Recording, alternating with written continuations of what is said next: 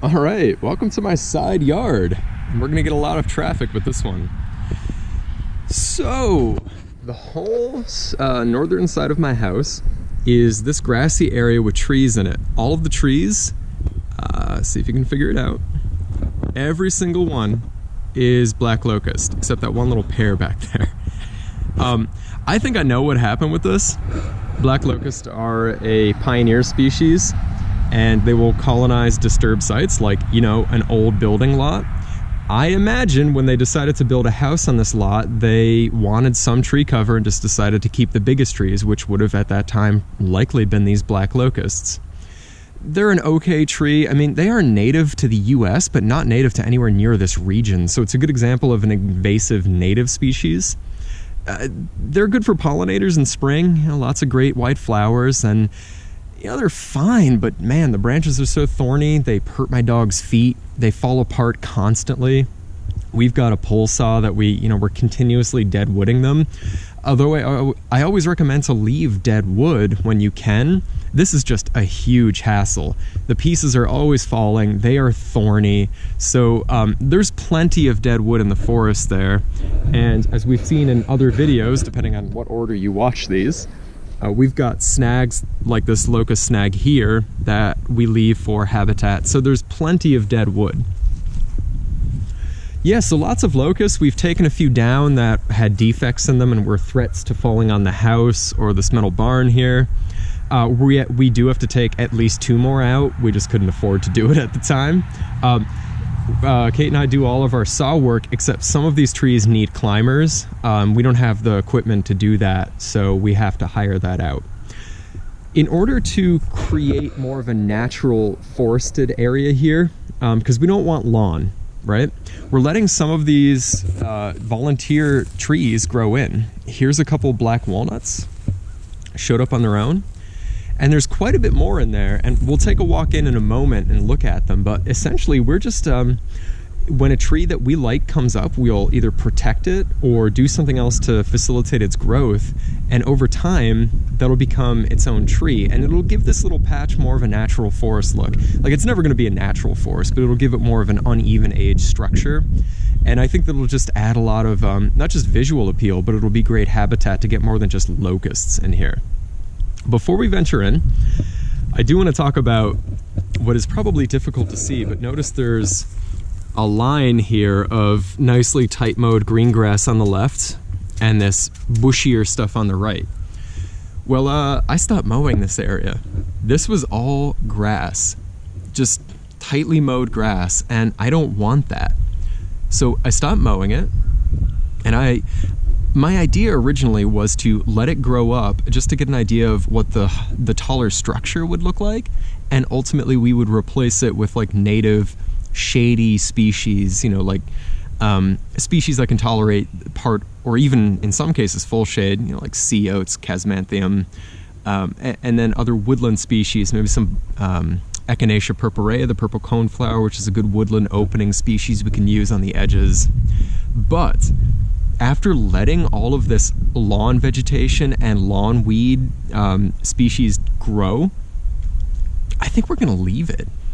It's a really fascinating look at what happens in this region, in this locality with this mix of weeds. What happens to a lawn when you just let it go, and what habitat benefits might it have?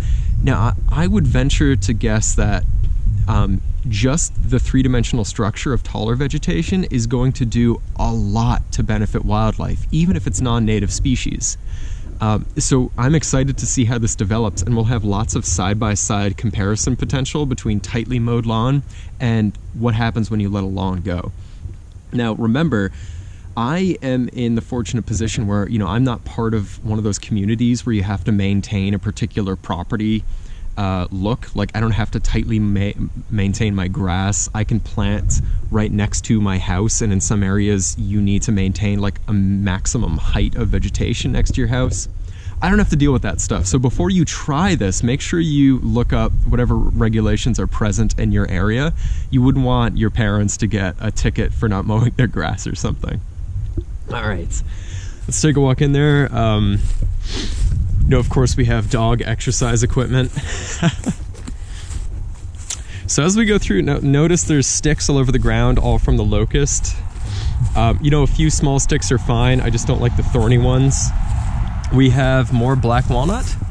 There's probably a dozen or more of these little seedlings coming up everywhere, and we are happy to let them grow. Here is a little northern red oak. This seedling was actually growing over beneath the pine and spruce trees there, and we decided to dig it up and transplant it here to the yard and protect it. You know, hopefully this will get, you know, I'm actually looking up at the silhouette of the trees against the sun. This should get a little bit of full sun, and it's mostly part sun. So that should be ideal for this little guy as it grows up. And it's going to grow slowly, but sooner or later, as we remove more of these locusts, it's going to get more and more sun and should establish itself really well and be a nice red oak right in the middle of this open woodland here. More black walnut, it's just everywhere. There are a few bitternut hickories as well, but mostly black walnuts. Of course, there's lots of box elder and white ash and, you know, stuff that I don't particularly want in here. This pear was here. These are so overused, and it is essentially in full shade. It was never pruned properly. We're slowly trying to prune it back to a better form, but you know you shouldn't do it all at once when it was this messed up. Notice there's all those like vertical vegetative branches. I say vegetative, that's a agricultural term. Those vertical branches up there would not produce fruit. So I just have this like inclination to prune them out. So you get like these lateral branches and good airflow. But again, I'm thinking like an orchard producer. We've decided to leave this pear for now. It still produces lots of pear, which I'm sure feed lots of birds and mammals, so whatever, it's fine. I don't like having it though. I'm above it. So here, we've got a whole lot of sumac coming up. And you can see on the right, those larger sumac are the parent trees, and all of these are coming up in what used to be lawn from root suckers. And we wanted to do this intentionally because it kind of closes off the lawn and the view of the road, at least when there's leaves on the trees, so it makes it a little less visible. And I love these sumac. When they first started growing, the first year they were all like, you know, like smaller than these little guys. And I was really happy to see the patch coming in, and one day I came home from work and it was all mowed. And my neighbor texted me saying, hey, you know, good news, I did you a favor. I saw some weeds coming up in your yard and I went over and mowed them for you. I'm like, you drove all the way down here on the highway with your mower to mow the trees that I was hoping would come up. Well, anyway, yeah. Looks like my other neighbor is actually cutting a bit out of the woods there. I'm not sure why they're doing that, but it was very kind of them to leave these sumacs here, which I believe are on their property, but it seems like maybe they knew that I liked them. So that was nice of them. Interested to hear why they're clearing. Maybe I can give them a hand there and we can accomplish stuff together, because look at how nasty that overgrown area is. That's just locust, grapevines, bush honeysuckle, box elder. Geez, like there's nothing great back there. That clumpy area is actually, it's pretty good habitat for certain species, some birds that need that shelter, but it's composed entirely of non-native species. Or at least, you know, some of them are native like box elder, but they're relatively low value for what could be in that spot. Anyway, be nice to do a lot of work in here. Oh, it's the last couple things. You know, every property like this needs a stick pile. This is where we put all of our prunings, things like that. That's the woody organic waste disposal area. Some, let's see, some green giant arborvitae from Dr. Leopold. And these three will someday fill this in and provide something of a screen to our stick pile, which is a bit of an eyesore. It's a bit too shady to do a similar planting in this spot, but it would be nice to get a planted screen for our, this isn't compost, we're not actually composting, this is organic waste disposal. So this is all the kitchen waste that we can't either make vegetable stock from or use to feed our insect colonies that feed our amphibians. So we dispose of it here. We're not creating compost.